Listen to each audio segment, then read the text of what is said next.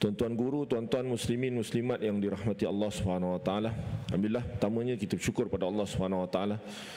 Pada waktu dan ketika ini masih lagi diberikan kesempatan kepada kita untuk kita bangun daripada mati yang sementara, untuk kita meletakkan diri kita di satu tempat yang sangat mulia, iaitu di rumah Allah Subhanahu wa taala.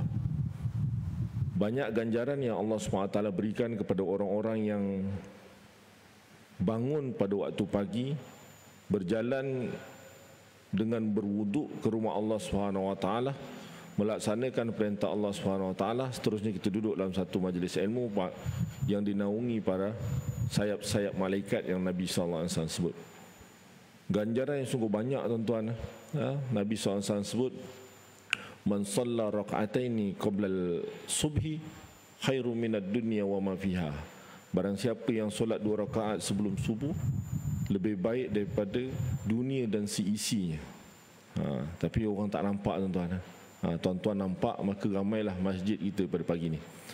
Dan alhamdulillah kita bersyukur pada Allah Subhanahu wa taala. Allah Subhanahu wa taala masih lagi memberikan kita nikmat cukup banyak. Nikmat iman, nikmat Islam. Nikmat juga Allah Subhanahu wa taala masukkan kita, sampaikan kita pada bulan Sya'ban. Bulan Sya'ban Nabi SAW sebut, amalan kita diangkat oleh Allah Subhanahu wa taala. Dan aku nak amalan aku diangkat oleh Allah Subhanahu wa taala ketika aku berpuasa. Sebab itu, tuan-tuan hati Allah Subhanahu wa taala, bulan ini Allah Subhanahu wa taala bagi dah kesempatan kepada kita nak masuk. Maka inilah persediaan kita untuk kita bertemu dengan bulan yang sangat mulia, iaitu bulan Ramadan. Maka persediaan kita kena buat, muhasabah kita kena buat. Persediaan ni bukan buat nanti imam buat pengumuman, malam ni kita tarawih, malam tu baru kita nak buat persediaan untuk kita masuk Ramadan. Bukan, tuan-tuan. Sebab tu Nabi SAW ajak apabila masuk bulan Rajab, maka perbanyakkanlah doa, Allahumma barik lana fi Rajabin wa Sya'ban wa balighna Ramadan. Dan juga sebelum bulan Ramadan ni Nabi SAW suruh banyak kita zikir dan juga doa. Apa doa dia, tuan-tuan? Rabbighfirli warhamni wa tub alayya. Ini saya rasa tuan-tuan memang dah baca hari-hari ni. Bukan dia masuk bulan Ramadan baru nak baca. Dia masuk bulan Rajab dah kena start zikir ni, tuan-tuan. Rabbighfirli warhamni wa tub alayya. Ni kita kena banyakkan. Ni kita kena muhasabah, tuan-tuan. Kita dah lepas bulan Rajab. Kita dah dengar dah banyak ceramah, kita dah banyak dah beramal dengan apa yang Nabi SAW ajar berkait dengan apa yang ada pada bulan Rajab yang sangat banyak. Hari ni Allah SWT bagi kesempatan kita masuk pula bulan Sya'ban. Maka hari ini kita nak tengok macam mana keadaan solat kita, bagaimana keadaan Al-Quran kita, bagaimana keadaan zikir kita, bagaimana keadaan doa kita, bagaimana keadaan amalan-amalan kita. Hari ini, tuan-tuan, dalam kehidupan kita 50-60 tahun ini, kita cek, sebab kita yang tahu, tuan-tuan, orang lain tak tahu. Adakah kita ini menjadi pembuka kepada pintu-pintu kebaikan dan penghalang kepada pintu-pintu kejahatan?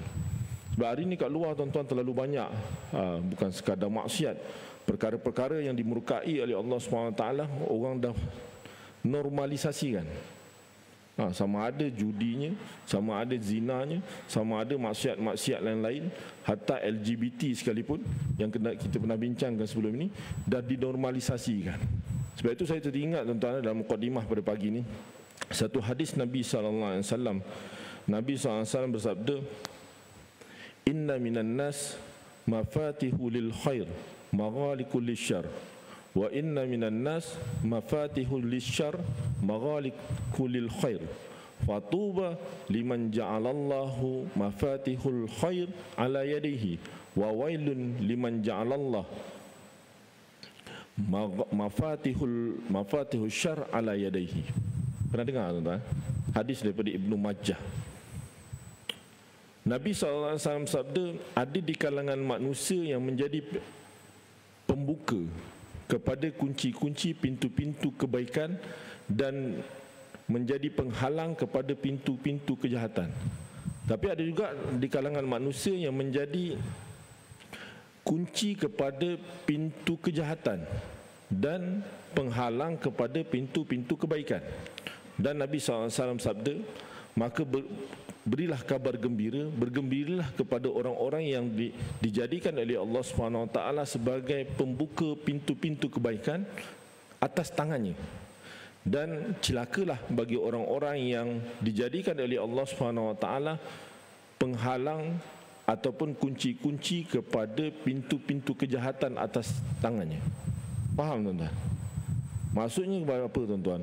Maksudnya ada di kalangan kita yang nampak kebaikan digalak-galak. Sebab hari ni manusia terbalik tuan-tuan. Manusia dah dengki dengan orang. Manusia tengok, oh ini banyak sangat kebaikan, orang dengki, hasad, hantar perkara-perkara yang tak sepatutnya. Sama ada dalam bentuk individu atau bentuk jemaah. Program-program kebaikan, masjid buat program, kita datang ramai-ramai, kita galakkan pula orang. Ada majlis sekian, kita galakkan pula orang. Itu menjadi kunci-kunci kepada pintu-pintu kebaikan. Sebab ada tuan-tuan kalau masjid buat program ni orang dengki, ni apalah buat program ni, ini tak ikhlas dan sebagainya. Kan hari ni ada orang buat apa, program subuh macam Jumaat. Kan baik tu program tu. Itu pun ramai orang dengki tuan-tuan. Nak panggil orang datang masjid je pun. Datang orang, kita sediakan makan ramai-ramai. Dah manusia suka itu kan. Ada manusia suka makan macam kita lah. Habis kuliah ni kita makan kat belakang. Tapi bukanlah tuan-tuan datang sebab hari Ahad ada makan. Tidak. Tuan-tuan ni memang orang masjid. Tapi orang-orang muda, anak-anak kadang bukan orang muda pun. Orang yang tak berapa nak muda pun ada. Pasal hati dia tak terbuka lagi untuk datang rumah Allah SWT. Ini penting tuan-tuan untuk kita didik diri kita menjadi orang yang nampak kebaikan, kita berlumba-lumba untuk rebut kebaikan ganjaran yang Allah SWT bagi. Tapi kalau nampak kejahatan paling kurang tuan-tuan. Sebab tu Nabi SAW sebut, barang siapa yang melihat satu kemungkaran maka cegahlah dengan kuasa dia. Tak mampu cegah dengan kuasa, cegah dengan lisan dia. Lisan pun kadang tak mampu tuan-tuan. Ustaz ni macam ustaz lah, macam saya, macam orang cakap kat depan lah. Dia pandai cakap dekat mic nampak orang nak tegur tu lah. Kan aku tegur kan, orang tak tegur dengan aku 3 hari 3 malam pula. Kan orang buat sekian kan, macam kita tak buat pula. Macam-macam tuan-tuan. Tak mampu kita nak tegur dengan lisan kita. Bukan mudah tuan-tuan kita nak tegur orang. Hatta kita nak tegur anak kita pun, nak tegur isteri kita pun, nak tegur suami kita pun, nak bercakap merajuk pula. Banyak kes macam tu tuan-tuan. Itu kita kena cubalah. Tak mampu tuan-tuan, Nabi SAW sebut, kita cegah dengan hati kita. Dalam perasaan kita ada perasaan benci kepada maksiat yang orang lain buat. Kita tengok konsert, kita tak suka. Jangan tengok konsert, Blackpink datang lah, kita kena sama-sama ni. Kita pula mempromosikan perkara-perkara maksiat.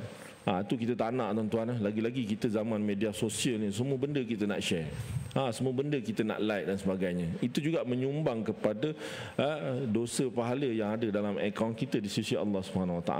Sebab itu sama-sama tuan-tuan kita muhasabah. Kita dah nak masuk bulan Ramadan ni tuan-tuan. Maka banyak persediaan-persediaan yang kita perlu buat. Bukan diri kita je, keluarga kita juga kita perlu sediakan tuan-tuan. Masuk bulan Ramadan ni bukan ada setengah orang, dia set masuk bulan Ramadan, okey kita kena tarawih semata-mata. Tak. Bukan tarawih itu sunat tuan-tuan. Sunat tapi pahalanya banyak. Sebab dia buat pada bulan Ramadan saja. Tetapi amalan-amalan lain juga kita nak kejar. Sebab sekarang kita dah tak ada masa tuan-tuan. Kita dah akhir zaman dah. Bila-bila masa Allah SWT panggil kita. Ustaz kita tiba-tiba jumpa dengan kita, tiba-tiba sihat ni. Bukanlah sihat, ustaz dah uzur kan. Tiba-tiba Allah SWT panggil. Satu kejutan juga kehilangan kepada kita. Kadang-kadang keluarga kita, sahabat-sahabat kita, tiba-tiba dah tak ada dah. Cepatnya dia pergi. Memanglah cepat sebab kita tak rasa lagi tuan-tuan. Sebab itu persediaan-persediaan ni kita perlu buat. Supaya apa? Supaya kita dipanggil oleh Allah SWT dalam keadaan husnul khatimah. Itu misi dan visi utama kita. Kita beribadat kepada Allah SWT untuk apa tuan-tuan? Allahumma inna nas'aluka ridhaka wal jannah, untuk kita masuk syurga Allah SWT. Tuan-tuan muslimin dan muslimat yang dirahmati Allah, pada pagi ni tuan-tuan kita nak bawa satu tajuk, dosa besar lah, kitab Al-Kabair kita. Lama dah kita bincang kitab ni, tapi baru masuk dosa yang ke-18 tuan-tuan. Daripada 76 dosa, banyak lagi rupanya. Rasa dah berat dah Ustaz. Banyak sangat dosa sebelum ni. Dosa syirik kepada Allah, dosa membunuh tak adalah. Kita belajarlah ilmu-ilmu dosa, perkara-perkara ni supaya apa? Supaya kita tidak terlibat dengan perkara-perkara tu. Dosa yang ke-18 tuan-tuan, iaitu menuduh wanita yang telah berkahwin melakukan zina. Ini berlaku dalam masyarakat kita tuan-tuan. Sama ada orang yang biasa-biasa, kita pun kadang-kadang, ini penzina, ini pelacur, ni kita menuduh orang suka-suka tanpa kita mendatangkan bukti tuan-tuan. Ada juga orang menuduh Isteri dia bagus dah, isteri dia tuduh zina pun ada tuan-tuan. Ni keadaan masyarakat kita. Sebab itu tuan-tuan, sebab hari ni bukanlah nak merendahkan, hari ni orang tak takut tuan-tuan kepada satu-satu maksiat syariah, dipanggil maksiat ataupun jenayah syariah. Jenayah syariah yang Allah SWT tetapkan perkara-perkara itu haram, lagi-lagi berkaitan dengan hukum had dan qisas. Had ni tak banyak kan, had ni kan sikit je, berkaitan dengan zina, berkaitan dengan qazaf, menuduh orang dan sebagainya. Ada 6 perkara had, itu pun tidak dilaksanakan di Malaysia sebab orang kita tak takut tuan-tuan. Kalau kahwin luar negara pun paling-paling balik kena denda 1,000. Kalau poligami pun keluar negara pun balik-balik kena 5,000 dan sebagainya kan. Dia tak ada rasa apa. Sebab undang-undang syariah tuan-tuan, dia bukan merendahkan undang syariah. Undang syariah itu bagus, yang telah ditetapkan oleh pemerintah. Tapi sebab hukumannya 356 je, paling tinggi 3 tahun penjara, RM5,000, 6 sebatan. Orang tak takut je. Kena pula orang boleh buat, mempertikaikan pula hukum syariah yang ada sekarang ni. Lagilah orang tak takut kan. Sebelum ni kita bincang bab liwat kan. Bab liwat juga ada kan ada kes, tapi Selangor dah tak boleh tuan-tuan. Undang-undang itu telah dikeluarkan, telah dibatalkan oleh Mahkamah Persekutuan. Sama dengan yang Kelantan baru ni, daripada 16 section dalam undang-undang syariah, jenayah syariah Kelantan telah dibatalkan. Sebab apa? Sebab dia bertentangan dengan undang-undang yang ada dalam mahkamah sivil. Sebab mahkamah sivil sebenarnya hukumnya lagi tinggi. Itu panjanglah kita nak bincangkan. Tuan-tuan kena bincanglah dengan orang yang pakar undang-undang dan sebagainya. Dia bukanlah menjatuhkan syariat Islam, tak. Sebab kita tidak beramal juga dengan hukum Islam berkaitan dengan hudud dan sebagainya. Kita tidak beramal dengan itu. Begitu juga dengan hukum-hukum yang lain tuan-tuan. Berkaitan dengan qazaf, dengan macam zina. Zina tak ada dalam enakmen jenayah. Dipanggil persetubuhan luar nikah. Persetubuhan luar nikah berlaku. Itu banyaklah. Cuma sekarang ni orang yang nak bawa pendakwaan tu tak ada. Bukan tak ada, jarang-jarang dibawa kan. Orang datang pejabat agama, ustaz saya nak nikah ni, anak saya dah mengandung 6 bulan, 7 bulan dan sebagainya. Kalau ikut undang-undang kita boleh tuan-tuan bawa orang ni pergi penguatkuasa untuk buat pendakwaan sebab dia dah berzina. Orang bujang datang-datang dah mengandung kan. Itu banyak berlaku tuan-tuan. Banyak sangat. Tapi kita tak adalah buat pendakwaan. Biasa pendakwaan ni orang kita tangkap halwat, kita tangkap kat hotel-hotel baru kita buat pendakwaan. Walaupun ada tapi jarang-jarang berlaku lah. Undang-undang tu ada tuan-tuan. Tapi dia punya perjalanan tu agak panjang lah nak buat satu-satu pendakwaan ni. Dia sama juga mahkamah sivil kan tuan-tuan. Nak buat pendakwaan dia bukan satu benda yang mudah, kena datangkan bukti, kena datang itu ini, walaupun dengan pengakuan sendiri. Sebab itu tuan-tuan, Allah SWT sebut dalam Al-Quran berkaitan dengan tajuk kita pada pagi ini, A'udzubillahi minasyaitonirrajim, wallazina yarmunal muhsanat summa lam ya'tu bi arba'ati syuhada fajliduhum 8 jaldah wa la taqbalu lahum syahadatan abada wa ulaika humul fasiqun illa allazina tabu min ba'di zalika wa aslahu fa innallaha ghafurur rahim.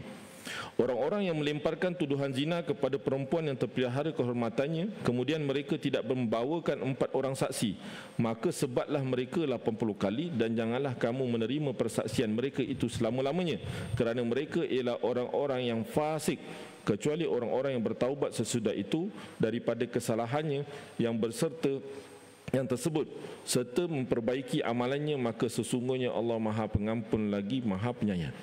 Dan Nabi SAW bersabda, ijtanibus sam'al mubiqat fa dzakara minha qazfal muhsanatil ghafilatil mu'minat. Jauhilah 7 dosa yang membinasakan, lalu baginda menyebutkan salah satu daripadanya ialah menuduh wanita yang telah berkahwin, memelihara kehormatan dan beriman dengan tuduhan zina. Sebab saya ada jumpa tuan-tuan, baru ni saya punya klien, dia bergaduh suami isteri nak bercerai, tapi dia punya tuduhan dahsyat tuan-tuan. Kita tak tahulah, apa yang berlaku dalam rumah tangga tu. Depan saya dia bercakap, ni ustaz ni orang yang telah berzina ni. Tak boleh tuan-tuan. Walaupun suami isteri dia tak boleh cakap isteri, walaupun dia nampak isteri dia berzina, dia tak boleh tuduh isteri dia berzina. Kalau dia tuduh juga, dia kira qazaf, menuduh perempuan lain berzina. Walaupun kita nampak secara fizikalnya, Sebab dalam hukum Islam tuan-tuan, untuk kita sabitkan hukuman qazaf ini, dia mesti datangkan 4 orang saksi. Kurang daripada 4 orang saksi tetap tak boleh sabit tuan-tuan. Dia akan tukar kepada takzir. Tak boleh. Sebab tu dia kira sebagai qazaf. Walaupun kadang-kadang ada setengah orang dia nampak, kadang-kadang kantoi dan sebagainya, tetap juga dia tak boleh nak buat pendakwaan, nak tuduh isteri dia sebagai penzina. Tu Islam dah ajar tuan-tuan. Lagi-lagi berkaitan dengan suami isteri. Cuma suami isteri dia adalah hukum lain berkaitan dengan qazaf ini. Dia panggil li'an. Dia panjang lah. Ni tuan-tuan kita kena belajar dalam kitab munakahat lah. Pagi ni kita secara secara umum je kita tengok berkaitan dengan kesalahan-kesalahan ni. Sebab penting tuan-tuan. Kadang-kadang orang tak tahu, kita kadang-kadang pakai cakap je. Oh ni orang ni penzina, orang ni buat ni, orang ni buat ni, kita tuduh macam-macam dan sebagainya. Sebab apa? Islam ajar. Kita cerita tentang qazaf sikit boleh tuan-tuan. Qazaf ni ada 3. Cuma yang kita laksanakan dekat tempat kita 2 lah. Satu ni dah tak laksana. Pertama, pertuduhan zina ke atas wanita lelaki yang boleh dikahwini. Sama ada kita tuduh lelaki ataupun perempuan. Bukan tuduhan tu kepada perempuan saja tuan-tuan, bukan. Tuduhan kepada lelaki ataupun perempuan. Ini kita tak cerita tadi bab liwat tuan-tuan. Ni qazaf berkaitan dengan tuduhan zina. Cuma qazaf ni tuan-tuan, dia dalam section 36. Ada tuan-tuan, dalam section 36 enakmen jenayah syariah Negeri Selangor ada dia punya kesalahan ni. Cuma dia punya denda tak besar lah, RM5,000, 3 tahun penjara. Tak ada sebatan tuan-tuan. Tak ada sebatan. Kalau zina ada sebatan, kalau qazaf tak ada sebatan. Cuma yang Islam ajar, kalau kita buat satu tuduhan tanpa bukti yang tanpa 4 orang saksi, maka kita kena sebat 80 kali sebatan. Cuma benda tu tak dibuat lah tuan-tuan. Tak ada lah, undang-undang tu tak ada dekat Malaysia. Kita tak boleh buat pun. Buat tuduhan kita sebat dengan orang 80 kali, tak boleh. Sebab undang-undang tu tak ada. Tapi Islam ajar, itulah tuan-tuan. Itu salah satu daripada hukum hudud. Benda ni kita tak boleh nak nafi dah. Sebab Allah SWT fajliduhum samanina jaldah. Kena sebat dia 80 kali. Kita tak boleh kata qazaf ni kita kena buat 40 kali, zalim ni 80 kali. Tak boleh tuan-tuan. Ni hukum qat'i. Hukum tu dah ada dalam Al-Quran. Kita tak boleh nak nafikan. Takut-takut kita kufur pula kepada Allah SWT. Sebab ketetapan tu dah ada. Jangan sesekali kita sebut, ni apa dah ni, nak kena sebab orang ni. Kita ikut je lah mahkamah syariah yang ada. Tak boleh tuan-tuan, sebab kita menafikan hukum yang memang Allah SWT dah tetapkan. Itu yang pertama. Dia beza dengan tuduhan qazaf liwat tuan-tuan. Ada kan, ada satu ketika dulu buat tuntutan ke mahkamah syariah, tapi qazaf liwat ni dah tak ada dah. Memang tak ada dekat dalam undang-undang tu, tak ada. Kalau qazaf zina tu ada dalam undang-undang kita. Begitu juga dengan undang-undang zina. Mahkamah syariah kita ada, liwat tak ada. Kalau sebelum ni ada, tapi telah dibatalkan pada tahun 2021. Dia sekadar tulisan je lah tuan-tuan dalam buku, tapi nak kuasakan dah tak boleh. Ni kes daripada 2019 saya cerita lepas 2019 ada satu orang lelaki ditangkap dalam keadaan berbogel tuan-tuan. Berparti lelaki dengan lelaki, berapa orang, 8 ke 9 orang dibangi, ditangkap, kemudian didakwa di mahkamah syariah pada 2019. Tapi orang kita pandai tuan-tuan. Orang liberal ni, orang Islam ni, bukan Islam. Orang Islam macam yang mahkamah Kelantan pun, yang buat peguam tu, peguam orang Islam, bukan Islam liberal lah tuan-tuan. Islam tak tahu Islam dekat mana dia punya Islam. Dia bawa pergi mahkamah persekutuan, bicarakan, dia bukan bicara tentang hukum tu. Orang tak heran tuan-tuan tentang hukum. Sebab hukum ni kalau sivil lagi tinggi sebenarnya. Sivil lagi tinggi. Termasuklah kes apa? Kes orang ketiga. Orang ketiga ada section dekat dalam enakmen tata cara jenayah syariah, tapi tak pernah dibicarakan tuan-tuan. Kes tak pernah ada. Kalau tuan-tuan pergilah mahkamah Kuala Langat ke, mahkamah Shah Alam ke, mahkamah Kelang ke, ada section tu, tapi section tu tak pernah dibicarakan dekat mahkamah syariah. Belum pernah ada lagi.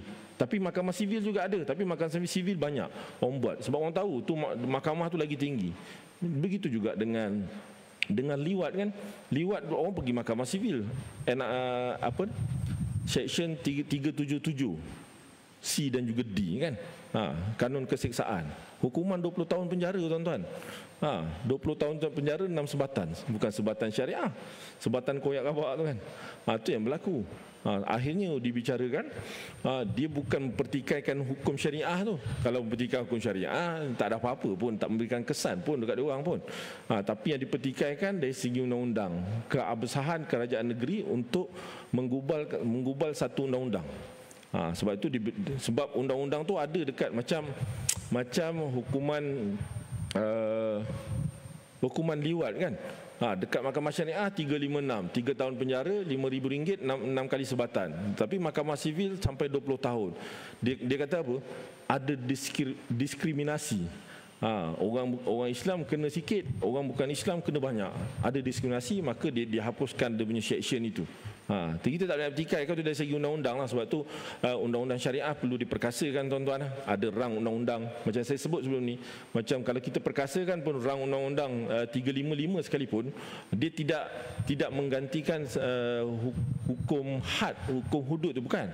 Kalau dilaksanakan pun hukum tu 80 kali kalau buat tuduhan, 100 kali kalau berzina dan sebagainya, 100 kali sebatan. Dia tidak menggantikan hukum had, hukum hudud. Dia berbeza tuan-tuan, pembuktiannya dari segi hukum dan sebagainya.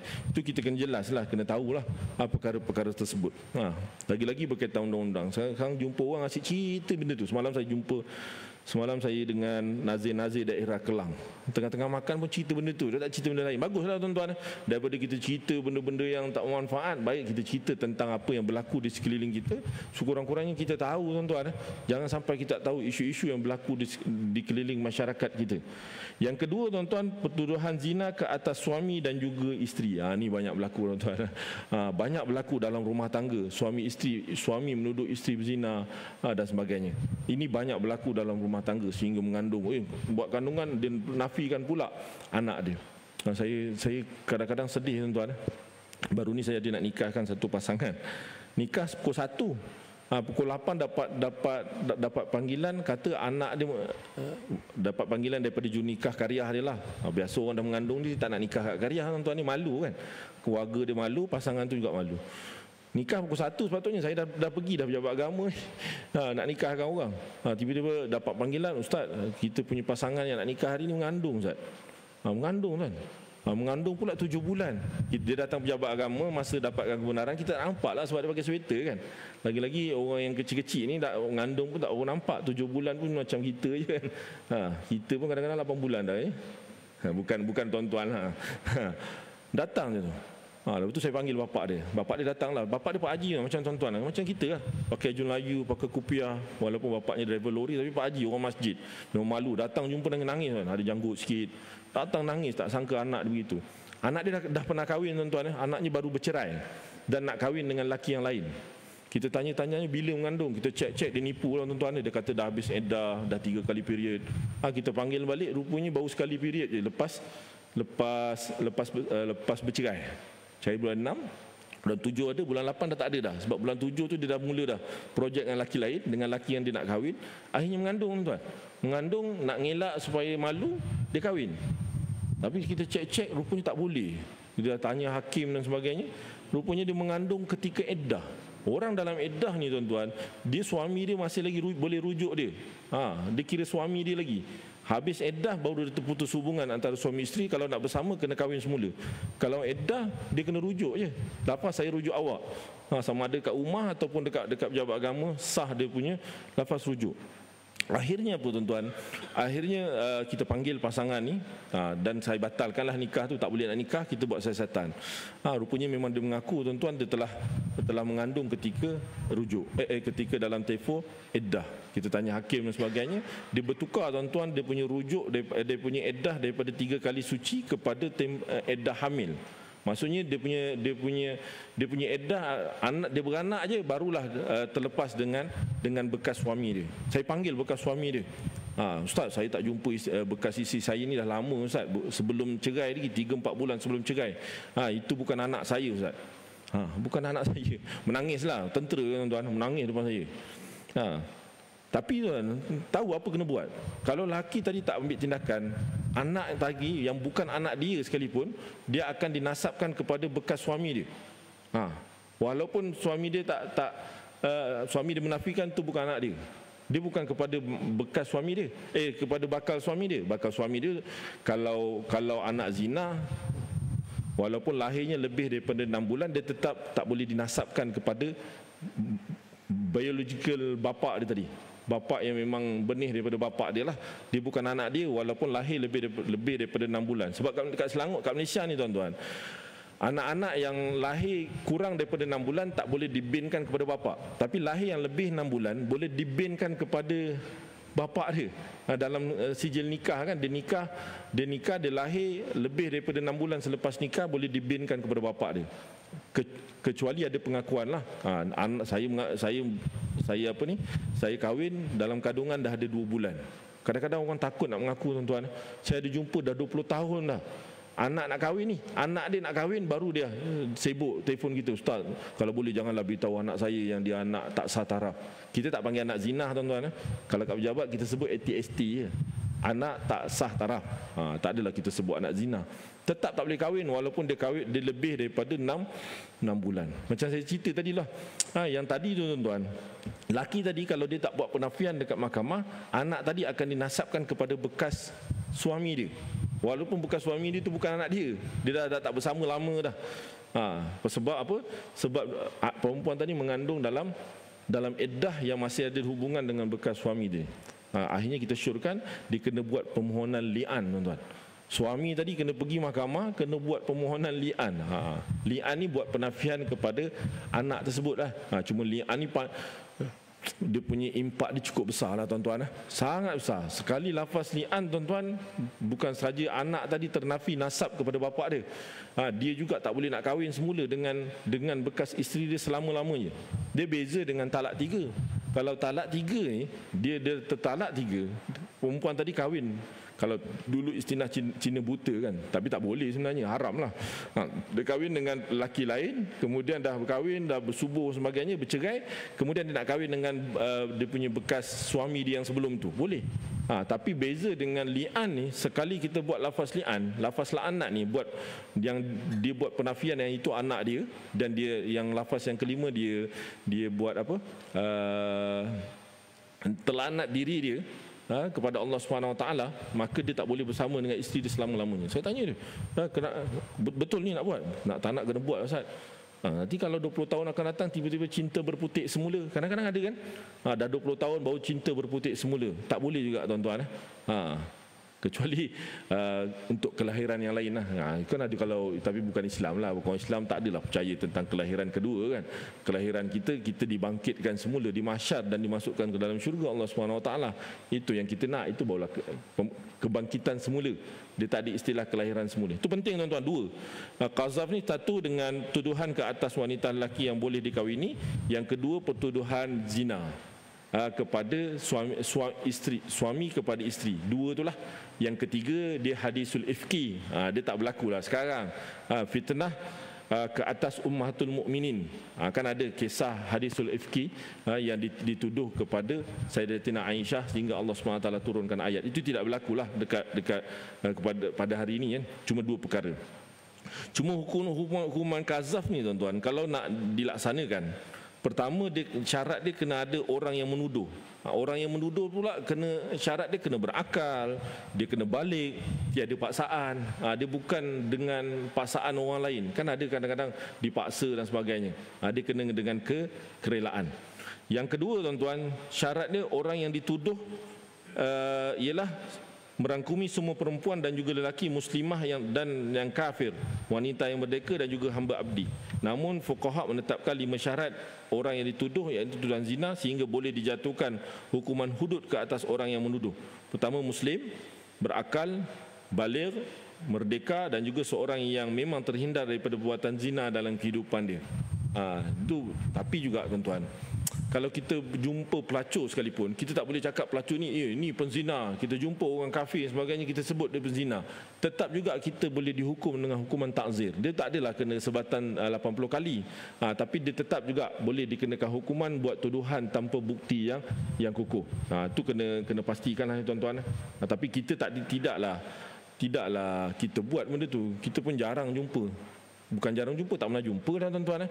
Kita pun tak pernah buat tuduhan, tapi benda ni had, benda ni hudud, benda ni ada berlaku dalam masyarakat kita. Kita kena betul-betul lah tuan-tuan, kena faham dan sebagainya. Kadang-kadang sedih tuan-tuan, klien saya buat tuduhan depan kita, dia buat tuduhan, ni isteri saya zina Ustaz, telah main dengan laki lain, ni sekian, bergaduh depan kita kan, suami isteri kan, nak bercerai, buat tuduh, isteri pula tak ada buat penafian.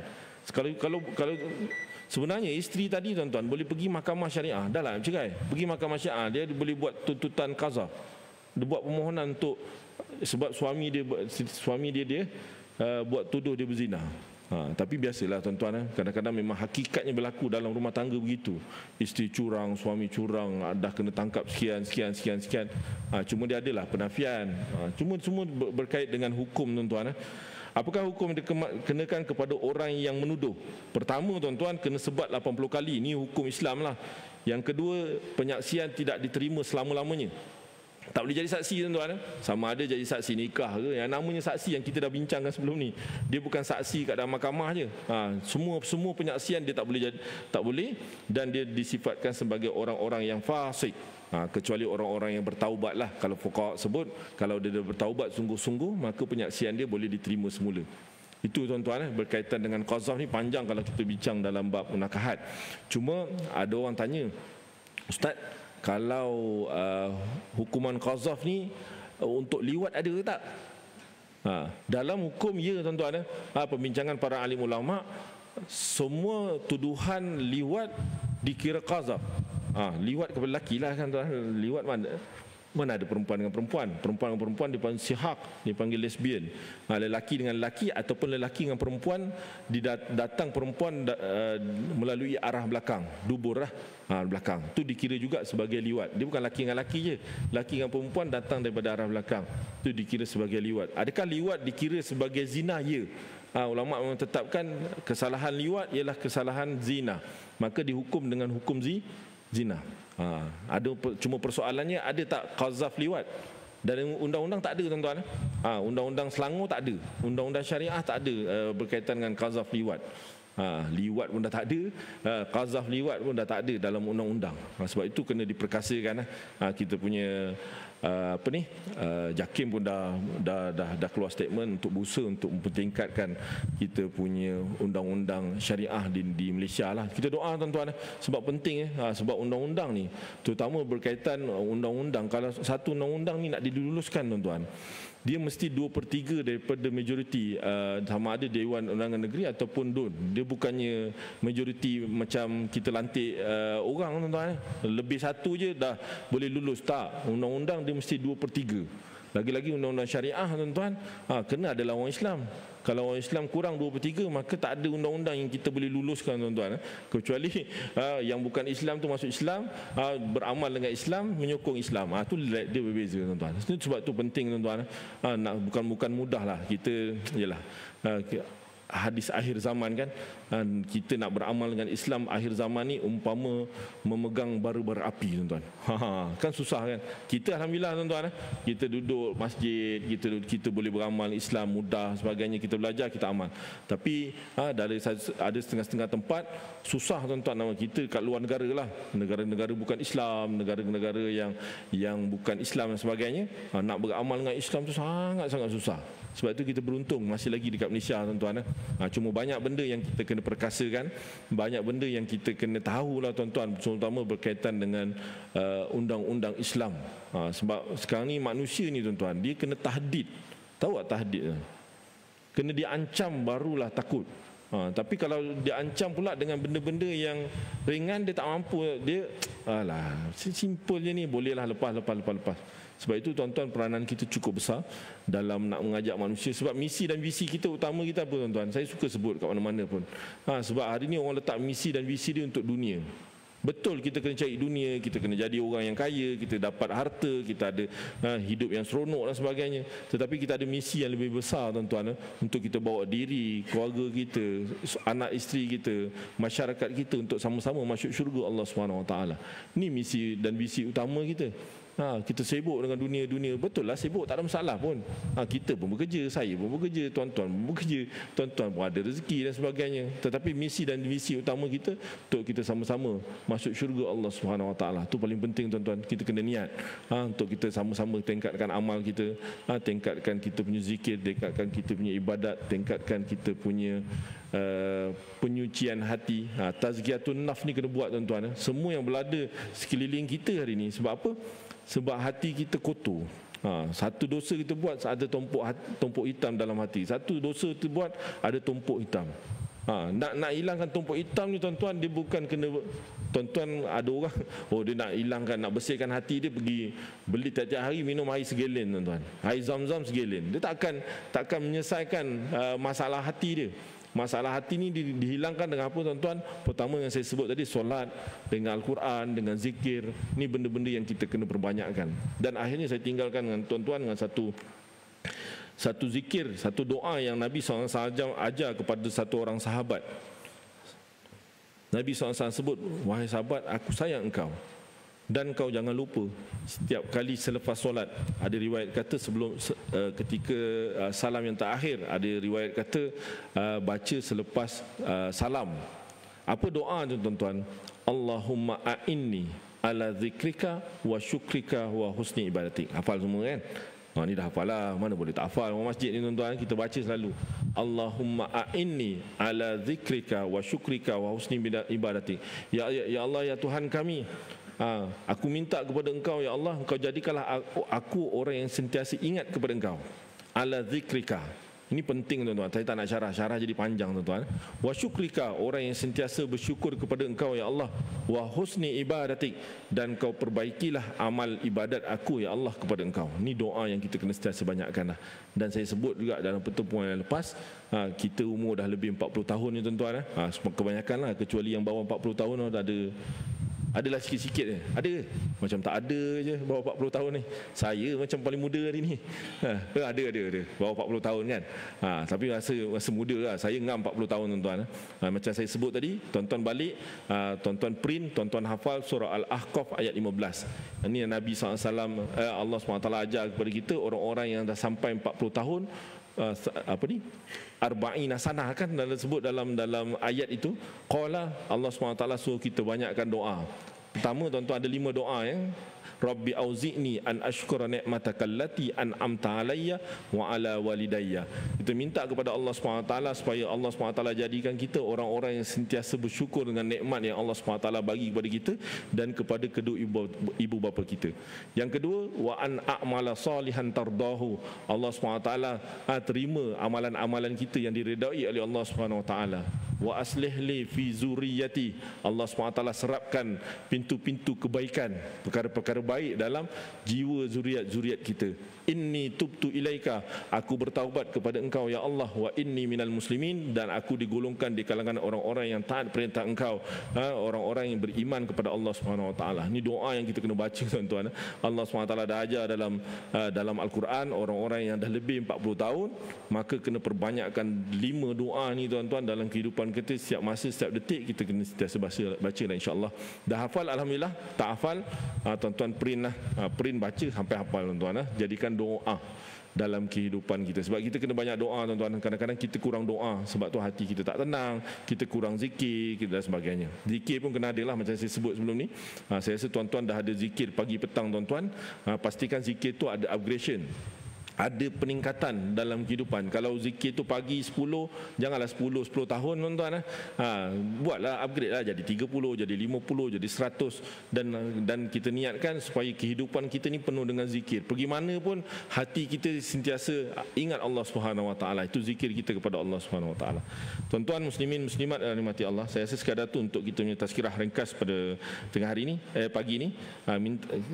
Kita sama-sama mohon doa kepada Allah Subhanahu Wa Taala, mudah-mudahan Allah SWT jadikan Ramadan ini menjadi Ramadan yang terbaik, dan yang paling penting Allah SWT sampaikan kita pada bulan Ramadan kali ini dan menjadikan kita hamba yang sentiasa dekat kepada Allah SWT. Sekadar itu untuk tazkirah ringkas pada pagi ini. Yang baik datang daripada Allah SWT, yang kurang atas kelemahan diri saya sendiri. Terima kasih atas perhatian, mohon maaf atas segala kekurangan. Aqulu qali hadza wa astaghfirullahal azim li wa lakum. Wassalamualaikum warahmatullahi wabarakatuh.